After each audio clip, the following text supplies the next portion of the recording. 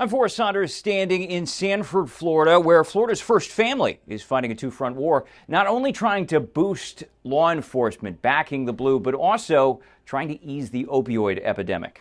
Here's how. While the guns look and sound real, this is just a simulation. Hey, drop the knife. Sir, drop the knife. A tactical taste of the dangers and split decision-making law enforcement encounters in the field. Hey, how's it going? Good, do your thing, I'll watch. And Monday, Florida's First Lady got a first-hand look at what it's like. Put your gun down.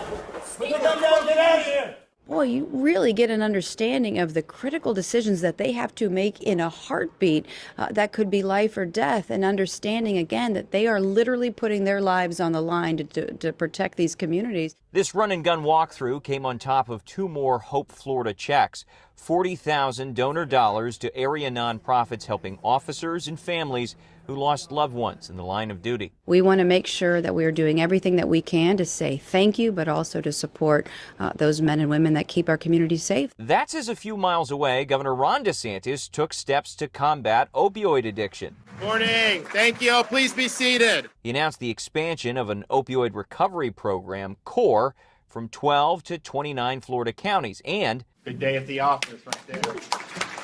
signed into law higher penalties for adults who, quote, recklessly expose first responders to fentanyl, causing overdose or injury. Those convicted face a second-degree felony. If an officer says, do you have drugs in your possession, and you lie, and then the officer ends up getting exposed and harms, we're going to throw the book at you. Bill got through the legislature with a lot of support. However, a few who voted down questioned whether it was written too vaguely. How do you prove what drug toxicity is if there's no requirement for there to be a test to show that there is a direct nexus between the exposure of fentanyl and whatever effect that someone may have? Despite the critics, that change coming online in October of this year. That's what they're dealing with every day. So we're trying to make it as realistic as possible in that sense. Meanwhile, Florida's First Lady saying to expect ongoing support for law enforcement from the administration, whether that's the young guns in training or those already in the field.